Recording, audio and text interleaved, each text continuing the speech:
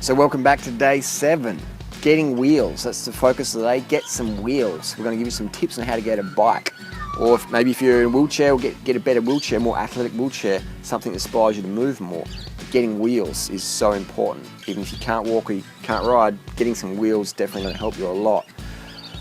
What is the best activity for humans? Calorie burn, it's cycling. Well, again, if you're in a wheelchair, it's hand biking, it's on the wheel bike.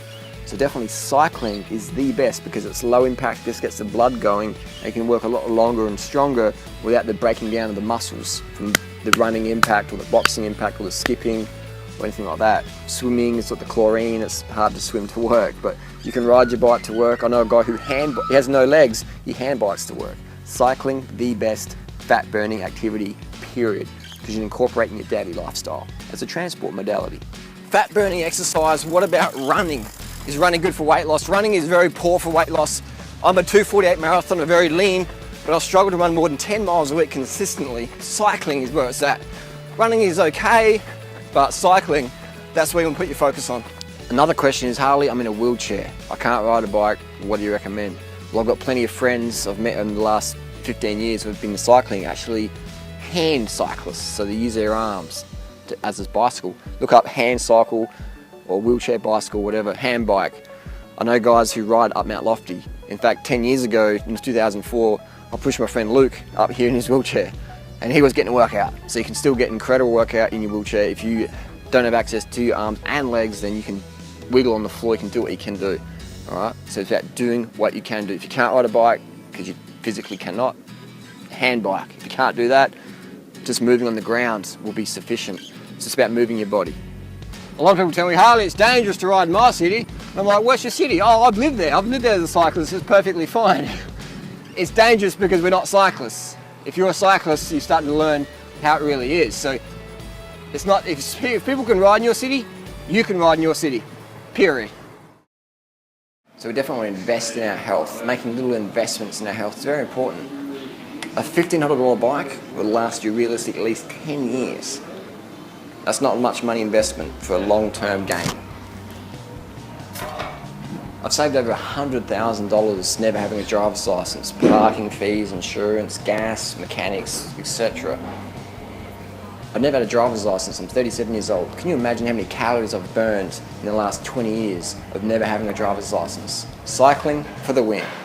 Nothing burns more calories per hour than cycling uphill or cycling around. Nothing burns more calories because you can ride your bike to work, you can get around. So cycling is the best sport on the planet for developing more mitochondrial efficiency.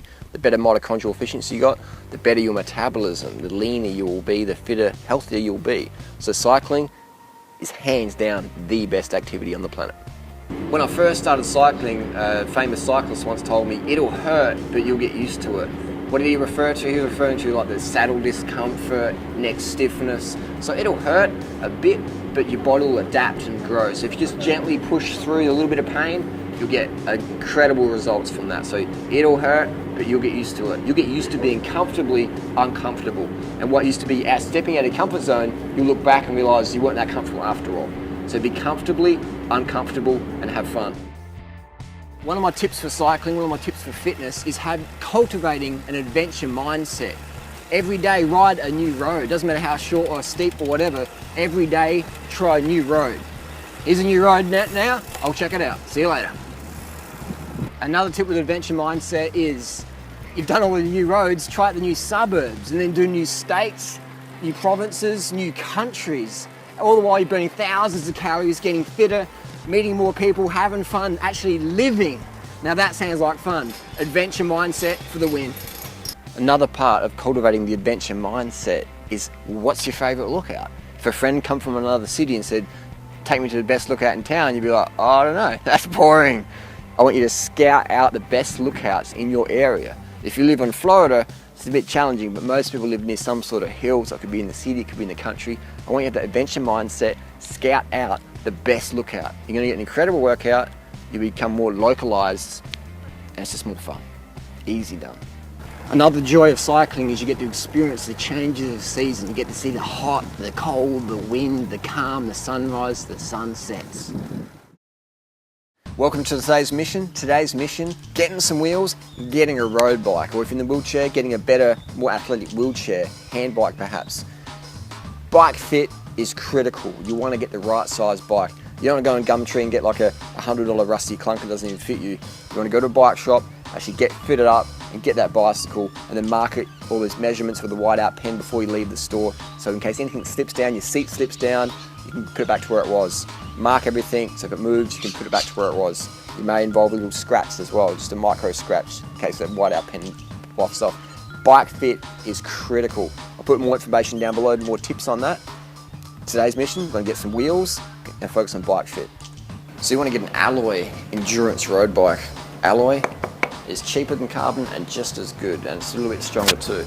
Endurance means that the head tube, this part here, is a little bit longer, so it's better on your back for longer rides. So the alloy endurance tall head tube, a lot better for long stuff.